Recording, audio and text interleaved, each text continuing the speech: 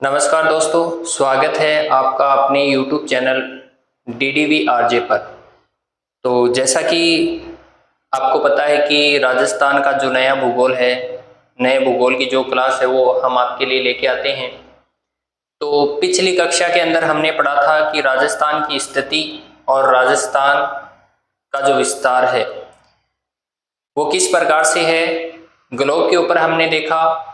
इसके बाद हमने एशिया के अंदर देखा। इसके बाद में हमने भारत के अंदर चर्चा की कि किस प्रकार से राजस्थान की जो लोकेशन है वो कहाँ पर है वर्तमान के अंदर। और इसके बाद हम बात करेंगे अब अक्षांशीय और देशांतरी विस्तार की, यानी जो फैलाव है वो किस प्रकार से है। तो फैलाव की हम चर्चा करना चाहेंगे, तो क्लास को शुरू से लेकर अंत तक देखें। अगर चैनल को सब्सक्राइब नहीं किया तो चैनल को सब्सक्राइब करें, बेल आइकन को प्रेस करें ताकि आगे आने वाला जो वीडियो है वो आप तक पहुंच सके। अपने दोस्तों के साथ में, अपने मित्र गणों के साथ में इस वीडियो को ज़्यादा से ज़्यादा शेयर करें ताकि वो भी इस वीडियो का भरपूर फायदा है वो उठा सकें और उनकी भी तैयारी है वो अच्छी हो सके। क्योंकि हम राजस्थान का जो नया भूगोल है वो आप सभी के लिए लेके आए हैं। तो क्लास को शुरू से लेकर अंत तक देखना है। कॉन्सेप्ट के साथ में सारा जो है टॉपिक है वो क्लियर करवाए जाएंगे। तो कॉन्सेप्ट है वो आपके तभी क्लियर होगा जब आप क्लास में शुरू से लेकर अंत तक जुड़ेंगे। तो चलो हम आज बात करते हैं। हमने बात कर ली थी राजस्थान भूगोल के अंतर्गत राजस्थान की स्थिति और विस्तार।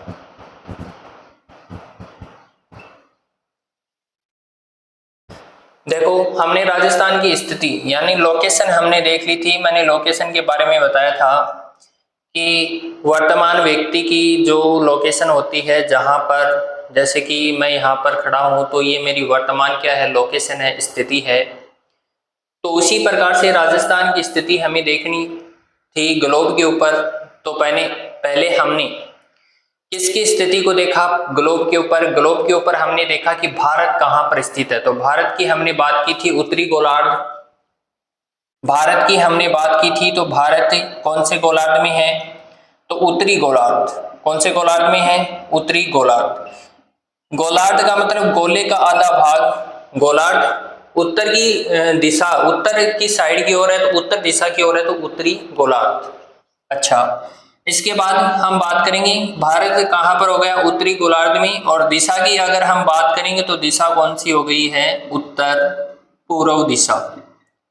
तो उत्तर पूर्व दिशा के अंदर भारत है वो स्थित है। अब इसके बाद में हम भारत की तो बात यहाँ पर हो गई है। अब भारत के अंदर हमें देखना है कि राजस्थान है वो कहाँ पर है। तो राजस्थान का आपको पता है कहाँ पर है, तो बात करते हैं हम। जैसे कि मैंने मैप के दौरान आपको बताया था, ये भारत का मैप है। इस प्रकार से दिशाओं की मैंने बात बताई थी आपको, ये उत्तर है। नीचे की ओर चलेंगे तो ये क्या है, दक्षिण है। और इस दिशा की ओर चलेंगे तो ये दिशा कौन सी है, हमारी पूर्व है। और इस दिशा की ओर चलेंगे तो ये दिशा कौन सी है, हमारी पश्चिम है। इतना पता आपको कि ऊपर क्या है, उत्तर है, नीचे क्या है, दक्षिण है। इस दिशा की ओर जाएंगे तो ये कौन सी है, पश्चिम है। और इस दिशा की ओर जाएंगे तो ये कौन सी है, पूर्व है। अब आपको पता होना चाहिए, जैसे कि मैं यहाँ पर चित्र बनाता हूं तो आपको पता होना चाहिए कि राजस्थान की स्थिति कुछ इस प्रकार से। ये पतंग के आकार का या आपको विषम कोणीय नजर आ रहा होगा। विषम कोणीय का मतलब होता है किसी भी कोण का मान क्या नहीं है, यहाँ पर समान नहीं। पतंगाकार आकृति इसकी या रोम्बस के समान इसकी आकृति, जो टी.एच. हेंडले, एक विद्वान था टी.एच. हेंडले के द्वारा इसको रोम्बस कहा गया। रोम्बस का मतलब क्या होता है, ज्यादा से ज्यादा आप कमेंट बॉक्स के अंदर इसका आंसर दें। तो यहाँ पर क्या है, राजस्थान है। अब राजस्थान की यहाँ पर हम बात करेंगे तो ये उत्तर दिशा है और ये कौन सी है, पश्चिम। तो कौन सी दिशा की ओर है, उत्तर और पश्चिम दिशा के बीच के अंदर क्या है, राजस्थान स्थित है। तो हम बात करेंगे कौन सा गोलार्ध, तो उत्तरी गोलार्ध है। ठीक है, कौन सा गोलार्ध है, उत्तरी गोलार्ध। अगर दिशा की हम बात करेंगे तो दिशा कौन सी हो जाएगी हमारी, उत्तर पश्चिम। कौन सी दिशा हो जाएगी? उत्तर पश्चिम है दिशा हो जाएगी। तो आगे हम चर्चा करना चाहेंगे इसके बाद में हम चर्चा करेंगे। तो हमारी जो विस्तार है, इस विस्तार के बारे में हम चर्चा करना चाहेंगे। अक्षांश और देशांतर रेखाओं के आधार पर जो राजस्थान है, तो इस राजस्थान की स्थिति है वो किस प्रकार से है, राजस्थान का जो विस्तार है, राजस्थान का जो फैलाव है वो किस प्रकार से, आइए चर्चा करते हैं इसके बारे में। तो राजस्थान की स्थिति हमने देख ली है एंड राजस्थान का विस्तार। तो हमें इस प्रकार से एक नक्शा बनाना है। अगर आपसे नक्शा नहीं बने तो आप कुछ इस प्रकार का नक्शा बना सकते हैं, यानी विषम कोणीय चतुर्भुज के समान है या पतंगाकार है। तो अगर किसी को नक्शा नहीं बनाना आ रहा है तो आप इस प्रकार का क्या है नक्शा बना सकते हैं। तो हम बात करते हैं। अब देखो हमें किसकी बात करनी है, तो अक्षांश रेखाओं की। किसकी बात करनी है, यहां पर लिख देता हूं मैं, अक्षांश रेखाओं की। इसके बाद में किसकी बात करनी है, देशांतर रेखाओं। अब देखो अक्षांश, पहले आपको यह पता होना चाहिए कि अक्षांश होती क्या है, आपको यह पता होना चाहिए कि देशांतर होती क्या है। अक्षांश के बारे में पता चल जाएगा, देशांतर के बारे में पता चल जाएगा, तब हम इसका जो विस्तार है, इसका जो फैलाव है, या देख सकेंगे अक्षांश उत्तर से लेकर दक्षिण की ओर इसका जो अक्षांशीय विस्तार है वो किस प्रकार से है, और पश्चिम से लेकर पूर्व जो इसका देशांतरीय विस्तार है वो किस प्रकार से। तो हमें पहले क्या देखना है, अक्षांश, उसके बाद देशांतर, यानी इनका मतलब जानना है। ये होती क्या है, ये होती क्या है, इनके बारे में क्या है हमें जानना है। तो अक्षांश सीधा सीधा याद रखना है। अक्ष के ऊपर जो पड़ी रेखाएं हैं, पड़ी का मतलब इस प्रकार से, पड़ी रेखाएं क्या होती हैं, अक्ष है, ये अक्ष है, तो इस अक्ष के ऊपर क्या है जो पड़ी रेखाएं होती हैं उनको क्या कहा जाता है, अक्षांश। अक्षांश की मैं बात करना चाहूंगा। अगर आपसे क्वेश्चन पूछ लिया जाए कि अक्षांश रेखाएं हैं वो किस काम आती है, ये सारी की सारी रेखाएं क्या, दोनों रेखाएं हैं, ये क्या है, काल्पनिक रेखाएं हैं।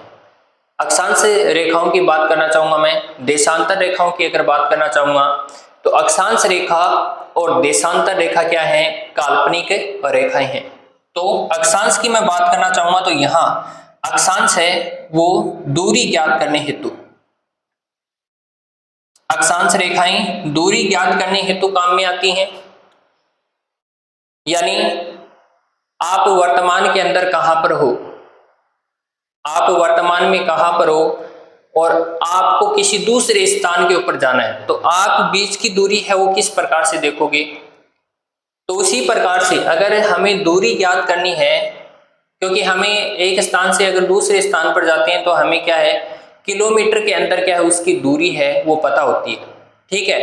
तो उसी प्रकार से क्या है, अक्षांश रेखा दूरी ज्ञात करने हेतु क्या है, काम में आती है। जबकि देशांतर रेखाओं की हम बात करते हैं तो देशांतर जो रेखाएं हैं वो समय ज्ञात करने हेतु काम में आती हैं। तो अक्षांश और देशांतर के बारे में पता चल गया हमें। अक्षांश रेखा जो अक्ष के ऊपर जो पड़ी रेखाएं होती है उन्हें अक्षांश कहा जाता है, जो कि दूरी ज्ञात करने हेतु काम में आती हैं। जबकि देशांतर रेखाओं की अगर मैं बात करना चाहूंगा तो देशांतर रेखाएं क्या है, समय ज्ञात करने हेतु काम में आती हैं। अगर हमें समय ज्ञात करना है, अगर हमें समय जानना है तो हम किन रेखाओं का उपयोग करेंगे, तो देशांतर रेखाएं हैं वहां पर क्या है काम में आती हैं समय ज्ञात करने हेतु।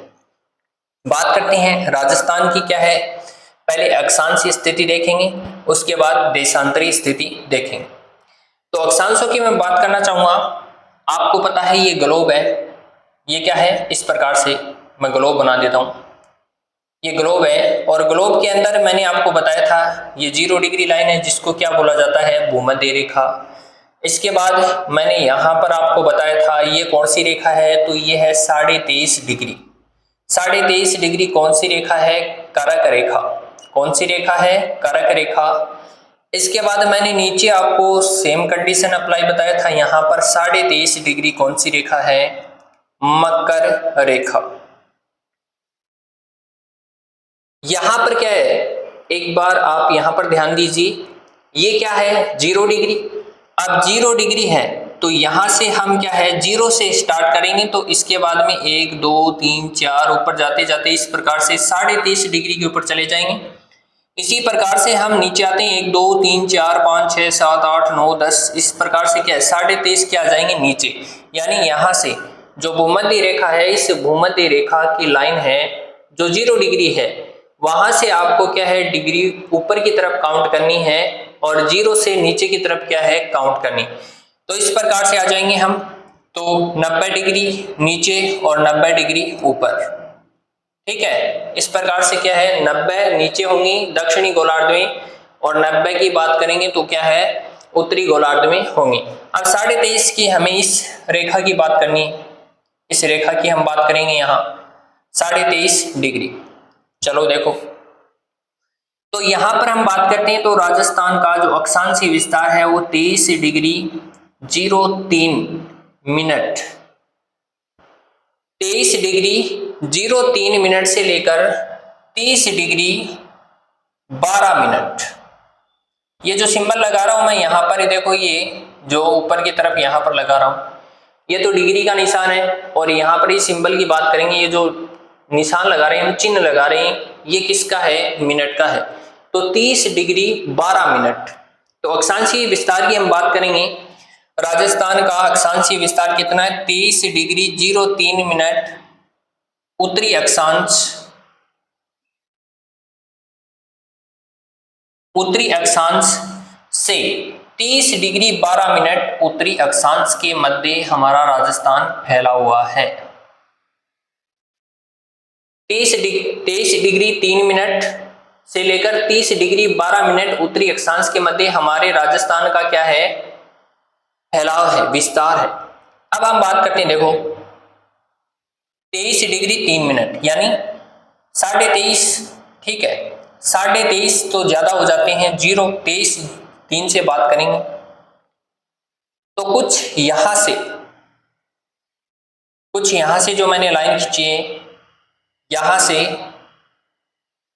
राजस्थान की जो अक्षांशीय स्थिति है ये क्या होती है शुरू होती है 23 डिग्री 03 मिनट से। 23 डिग्री 03 मिनट से यहां से राजस्थान की क्या है स्थिति चालू होती है, यहां से इसका जो अक्षांशीय विस्तार है वो क्या होता है चालू होता है, स्टार्ट होता है। ठीक है, इसके बाद मैं बात करना चाहूंगा कुल अक्षांशीय विस्तार कितना है राजस्थान का। तो कुल अक्षांशीय विस्तार की मैं बात करूंगा तो यहां पर लिख देता हूं कुल अक्षांशीय विस्तार, कुल अक्षांशीय विस्तार का जो अंतर है, विस्तार का अंतर,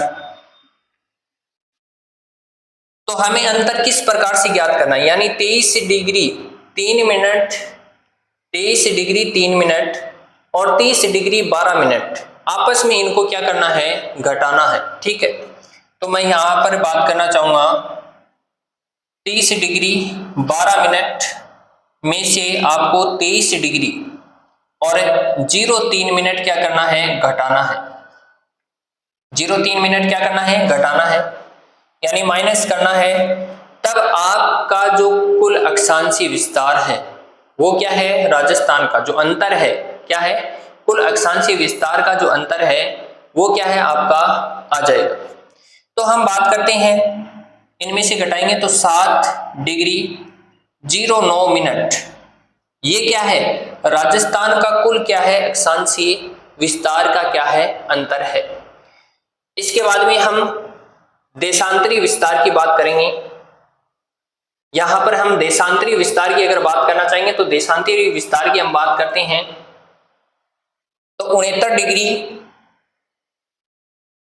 डिग्री 30 मिनट से 78 डिग्री 17 मिनट, 78 डिग्री 17 मिनट ये क्या है। देखो उत्तरी अक्षांश की मैं बात बताना चाहूंगा आपको, उत्तरी अक्षांश तो क्या है यहां पर हम बात करेंगे उत्तरी अक्षांश की बात करेंगे तो यहां पर 0 है, यहां पर क्या है 0 डिग्री है। और ऊपर की तरफ 0 से हम अगर ऊपर की तरफ चलते हैं, यानी मैं तीर का निशान बनाता हूं, अगर आपको दिख रहा है तो तीर का निशान बना रहा हूं यहां पर। तो 0 से हम अगर ऊपर की ओर जाते हैं तो वो कौन सा गोलार्ध है? उत्तरी गोलार्ध। कौन सा गोलार्ध है? उत्तरी गोलार्ध। उत्तरी गोलार्ध है, ठीक है। और उत्तरी गोलार्ध के अंदर ही कौन सी रेखा है? हमारी कर्क रेखा है। उत्तरी गोलार्ध में कौन सी रेखा है? यहां पर ये देखो, मैं यहां पर इसको अंडरलाइन कर रहा हूं।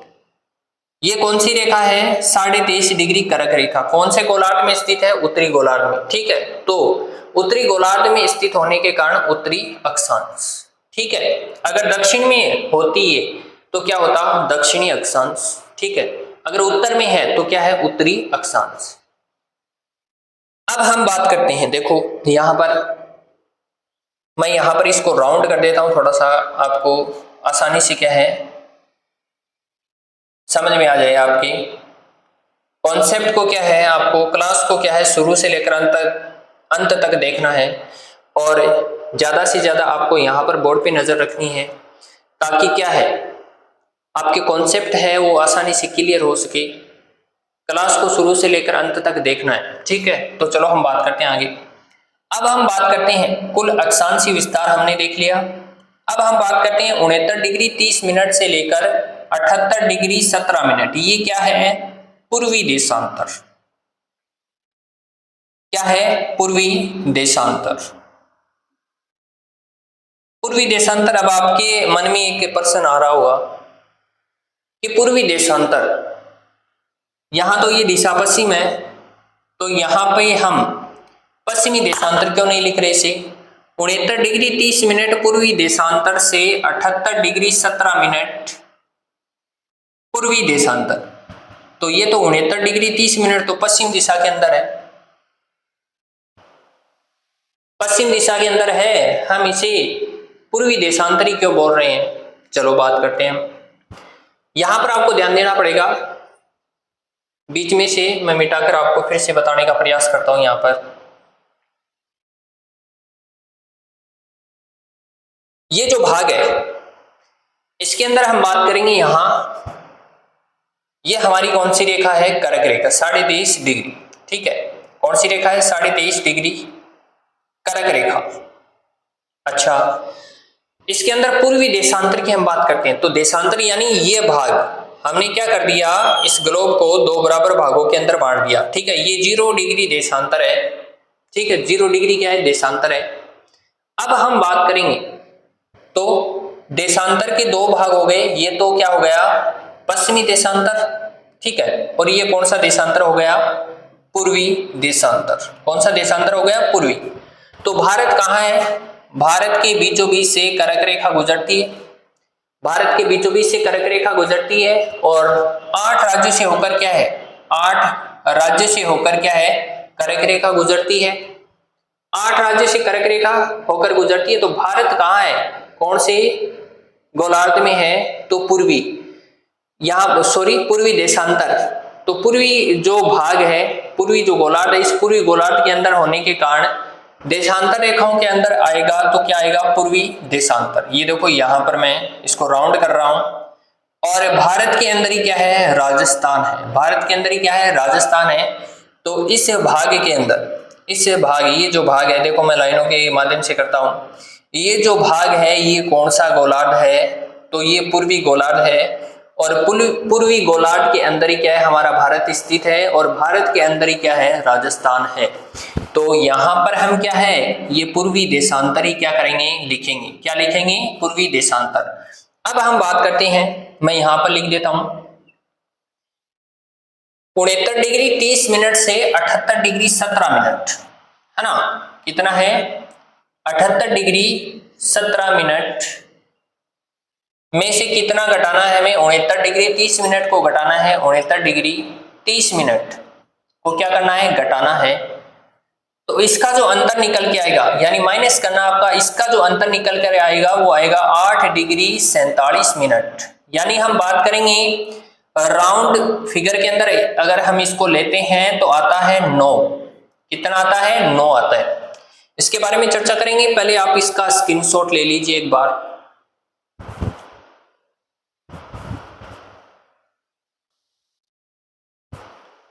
तो आपने स्क्रीनशॉट ले लिया होगा, मैं यहाँ से मिटा देता हूँ इसको। देखो आगे हम थोड़ी सी चर्चा करेंगे इसके ऊपर ही, तो क्लास को शुरू से लेकर अंत तक देखना है। हम यहाँ पर आपको बहुत ही महत्वपूर्ण कॉन्सेप्ट है वो बता रहे हैं। एक छोटी छोटी जो चीज़ है वो हम यहाँ पर लेके चल रहे हैं बेसिक से। तो ज़्यादा से ज़्यादा क्लास के अंदर जुड़ें और क्लास को ज़्यादा से ज़्यादा अपने मित्रगणों के साथ शेयर करें। चलो हम आगे बात करते हैं। तो ये क्या हो गया, मैं यहाँ पर लिख देता हूँ, ये क्या हो गया, कुल देशांतरीय विस्तार का अंतर। कुल देशांतरीय विस्तार का अंतर।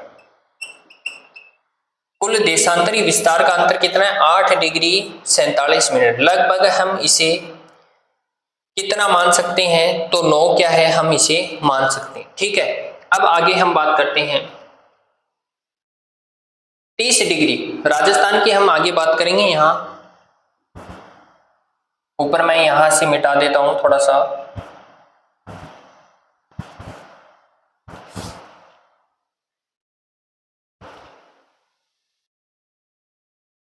8 डिग्री 47 मिनट है, वो क्या है, हमारा कुल देशांतरीय विस्तार का अंतर है। हमने क्या किया, राजस्थान की अक्षांश स्थिति देखी, हमने राजस्थान की देशांतरीय स्थिति देखी। ठीक है, यानी जो विस्तार है, जो फैलाव है वो किस प्रकार से है।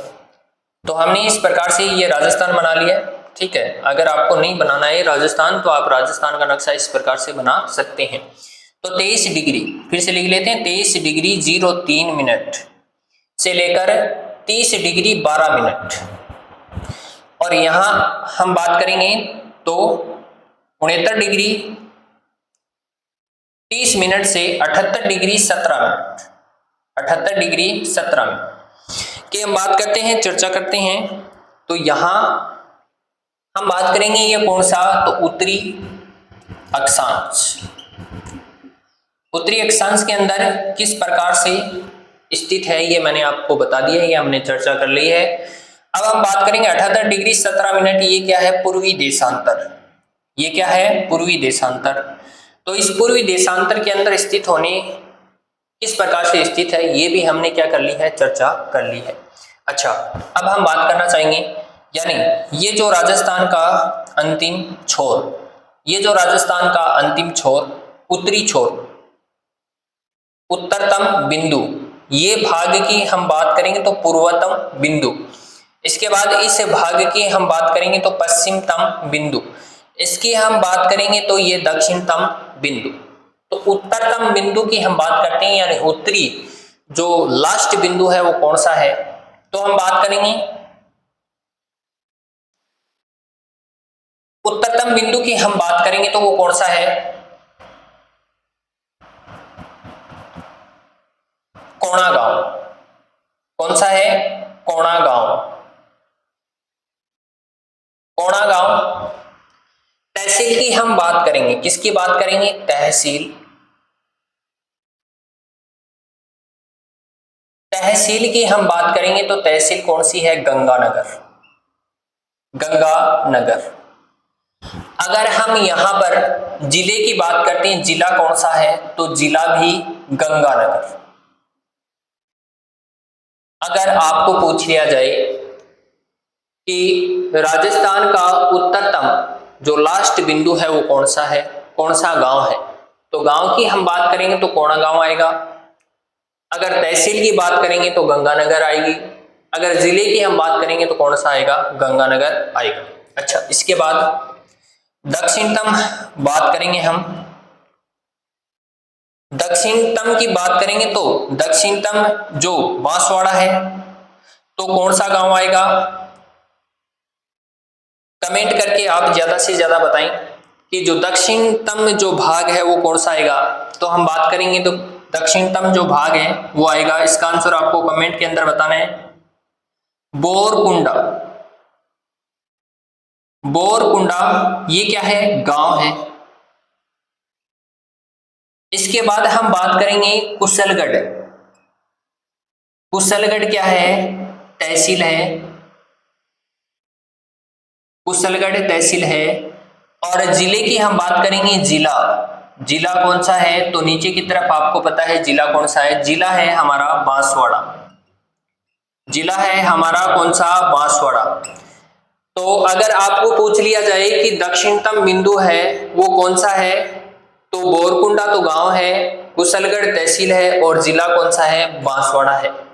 इसके बाद हम पूर्वोत्तम बिंदु की बात करेंगे, जो अंतिमतम बिंदु है उसकी हम बात करेंगे। तो यहां पर मैं गांव लिख लेता हूं।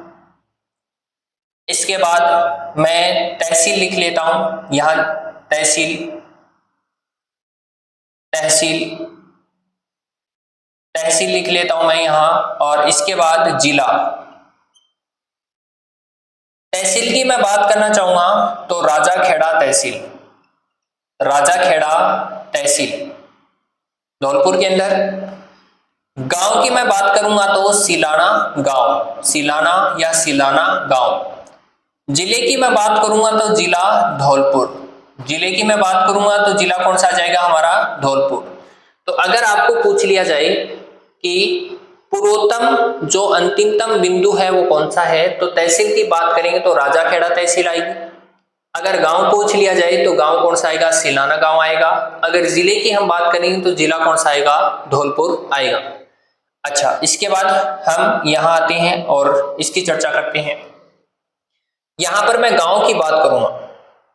गांव, तो गांव कौन सा गांव आएगा? कटरा। कौन सा गांव आएगा? कटरा गांव आएगा। इसके बाद मैं बात करूंगा तहसील। तहसील की मैं बात करूंगा तो तहसील कौन सी आएगी? सम।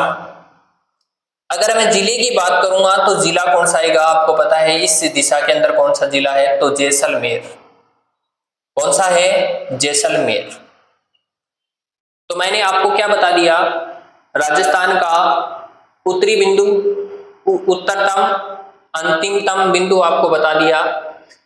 कौन सी तहसील स्थित है, कौन सा गांव है और कौन सा जिला है। इसके बाद हमने चर्चा की कि जो पूर्वोत्तम, जो अंतिमतम बिंदु है उसके ऊपर तहसील की हम बात करेंगे तो राजाखेड़ा है, गांव की हम बात करेंगे तो सिलाना है, जिले की हम बात करेंगे तो धौलपुर है। अच्छा, इसके बाद दक्षिणतम अंतिमतम बिंदु की अगर हम बात करेंगे तो यहाँ पर बोरकुंडा गांव है, कुशलगढ़ क्या है? तहसील है, और जिले की हम बात करेंगे तो बांसवाड़ा है। इसके बाद हम पश्चिमतम बिंदु की अगर बात करेंगे तो तहसील की हम बात करेंगे तो सम है, गांव की हम बात करेंगे तो कटरा है, और जिले की अगर हम बात करेंगे तो जैसलमेर है। अगर आपको इनमें से किसी भी प्रकार का क्वेश्चन पूछ लिया जाए, तहसील पूछ ली जाए, जिला पूछ लिया जाए, गांव पूछ लिया जाए, तो ये जो है वो आपको ध्यान में रखना है। ये आपको ध्यान में रखना है। यहां से आप गांव भी बता सकते हो, यहां से आप जिला भी बता सकते हो, और यहां से आप तहसील भी बता सकते हो कि तहसील कौन सी है, गांव कौन सा है और जिला कौन सा लगता है। अच्छा, इसके बाद मैंने आपको यहाँ पर कोष्टक के अंदर लिखता हूं मैं, ये उत्तर दिशा है। ये कौन सी दिशा है? उत्तर दिशा है। और यहाँ पर कोष्टक के अंदर लिख देता हूं मैं, ये दक्षिण दिशा है। कोष्टक दिख रहा होगा आपको। और यहाँ पर इस दिशा की मैं बात करूंगा तो ये पूर्व दिशा है, और इस दिशा की मैं बात करूंगा तो यहाँ कोष्टक के अंदर ये पश्चिम दिशा लिख देता हूं मैं। कौन सी दिशा लिख देता हूं? पश्चिम। अच्छा, उत्तर दिशा से दक्षिण दिशा, यानी उत्तर दिशा से हम दक्षिण दिशा, यानी ये क्या हो गई? हमारी लंबाई हो गई। ठीक है, ये क्या हो गई? हमारी लंबाई, और ये क्या हो गई? हमारी चौड़ाई। तो लंबाई की हम बात करेंगे तो ये कितनी है? 826 किलोमीटर। कितनी है? 826 किलोमीटर। इसके बाद मैं यहां से बात करना चाहूंगा तो पश्चिम से लेकर पूर्व कि ये क्या हो जाएगी? हमारी चौड़ाई। ये क्या हो जाएगी? हमारी चौड़ाई हो जाएगी। ये क्या हो जाएगी? हमारी लंबाई हो जाएगी। अच्छा, चौड़ाई की हम बात करते हैं तो चौड़ाई कितनी हो जाएगी? 869 किलोमीटर। हम बात करेंगे लंबाई की अपेक्षा राजस्थान की चौड़ाई क्या है? ज्यादा है। क्या बात कर रहे हैं? क्या चर्चा कर रहे हैं कि लंबाई की अपेक्षा राजस्थान की चौड़ाई क्या है, अधिक है। अच्छा, हम बात करेंगे लंबाई प्लस चौड़ाई। लंबाई प्लस चौड़ाई, लंबाई और चौड़ाई का जो अंतर है वो कितना निकल कर आता है, तो 869 में से आपको 826 घटाना है। तो 869 में से अगर आप 826 को घटाते हो तो 43 किलोमीटर, 43 किलोमीटर है। वो क्या है, लंबाई और चौड़ाई का क्या है, आपको अंतर है वो देखने को मिलेगा। ठीक है, लंबाई और चौड़ाई का अंतर अगर हमें देखना है तो लंबाई और चौड़ाई का अंतर देखने के लिए हमें क्या करना पड़ेगा, 869 में से 826 को क्या है, घटाना पड़ेगा। तब हमारे पास में जो कुल निकल कर आएगा वो क्या है, लंबाई और चौड़ाई का क्या होगा, अंतर होगा। ठीक है, आपको ये पूछ लिया जाए कि राजस्थान की लंबाई और चौड़ाई का अंतर क्या है, तो अंतर की बात करेंगे तो 43 किलोमीटर है। कितना है, 43 किलोमीटर है। और अगर हम बात करेंगे तो ये लंबाई है, लंबाई की अपेक्षा चौड़ाई क्या है, राजस्थान की ज्यादा है। ठीक है, तो आप इसका एक बार स्क्रीनशॉट ले लीजिए।